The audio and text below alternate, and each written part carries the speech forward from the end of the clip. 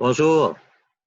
Alors, lundi 16 juin, donc nous poursuivons notre quarantaine missionnaire et nous allons poursuivre notre relecture des événements des derniers temps à partir de la fin du texte de l'Assemblée des évêques du Québec que nous avons commencé à réfléchir ensemble samedi dernier.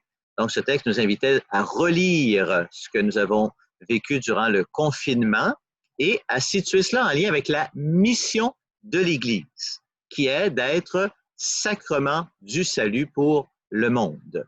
Alors, le texte ajoute encore ceci à la dernière page. Nous croyons qu'il faut écouter ce que l'Esprit est en train de dire à l'Église. Il faut écouter ce que l'Esprit Saint, est en train de dire à l'Église. Tout comme le peuple choisi avait dû changer ses façons de faire lorsqu'il avait perdu ses repères au cours de l'exil, la perte de la terre promise et la destruction du temple ont provoqué la création de la synagogue et la compilation de la Torah. Nous sommes nous aussi appelés à trouver des solutions inédites à une crise qui l'est tout autant. Changerons-nous vraiment? Ou, en maintenant à tout prix des traditions et des habitudes bien connues, trop confortables, refuserons-nous d'adopter des attitudes et des pratiques mieux adaptées à notre peuple et à notre époque? Alors, on sent bien qu'on est appelé à changer et à changer à partir de ce que l'Esprit Saint nous dit. Il ne s'agit pas de s'adapter au monde, mais de reconnaître qu'est-ce que le Seigneur, qu'est-ce que l'Esprit est en train de nous dire à travers ce que nous vivons.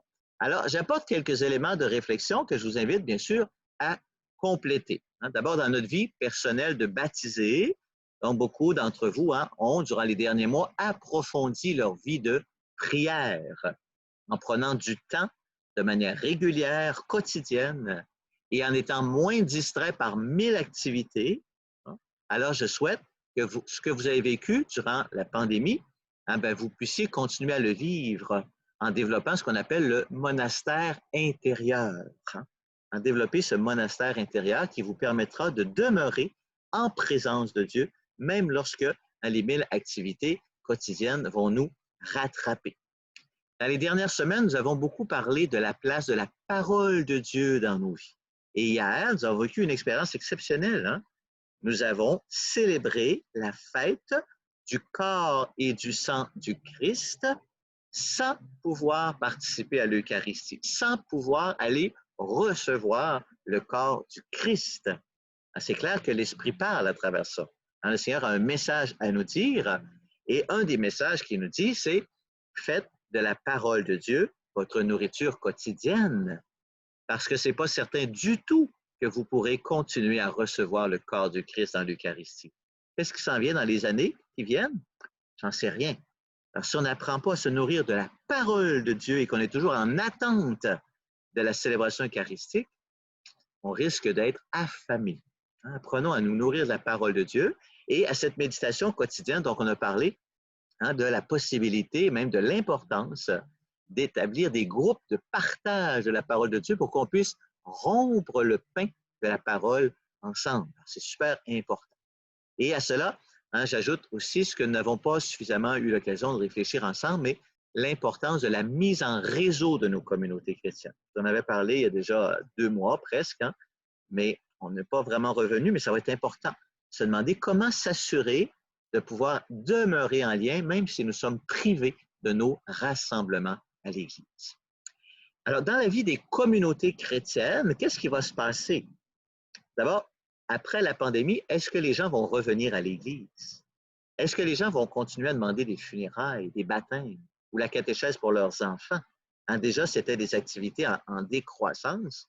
Cette décroissance risque de s'accélérer, à moins qu'il y ait un retour à la foi, mais ce n'est pas certain du tout.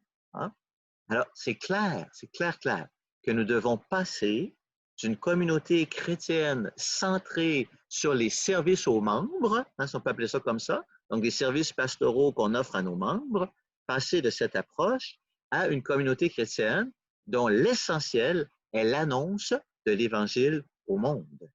Et c'est ça d'ailleurs, de toute façon, qui est l'Église. L'Église, elle existe pour évangéliser. Alors, ça fait des années qu'on en parle, de ce tournant missionnaire, de la conversion pastorale, de former des disciples missionnaires, etc. Maintenant, il faut agir. C'est clair. C'est clair qu'il faut agir.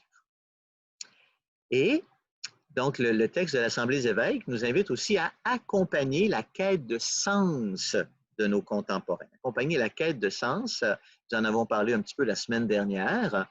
Alors, j'aimerais apporter ici 2 exemples sur lesquels j'invite à réfléchir. Donc, premièrement, nous avons tous été témoins de l'absence totale du religieux et même du spirituel dans les discours pendant la pandémie. Autant dans les discours des autorités civiles que dans les discours des évêques qui, en fait, ont simplement répété les discours des autorités civiles. Alors, il est urgent de remettre la foi, la religion, la vie intérieure, la vie spirituelle au cœur de ce que nous appelons les services essentiels. L'être humain ne peut pas vivre s'il n'y a pas une vie intérieure profonde. Et nous, comme communauté chrétienne, on a un trésor à partager au monde. Ce trésor, c'est l'Évangile de Jésus-Christ. Et à retrouver ce trésor que nous avons à partager. Et deuxièmement, parmi les cris qui jaillissent autour de nous, il y a eu évidemment toute cette crise dans les CHSLD. Alors, de quelle manière notre Église va-t-elle être présente à la réponse qui va être apportée à cette crise?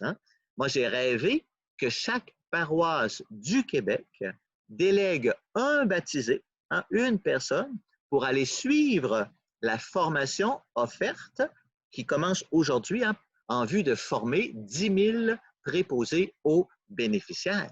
Et imaginez si chaque paroisse avait délégué un jeune chrétien, jeune chrétienne pour aller être formé et assurer pour toutes les années qui viennent une présence chrétienne auprès des personnes aînées et malades. Oui?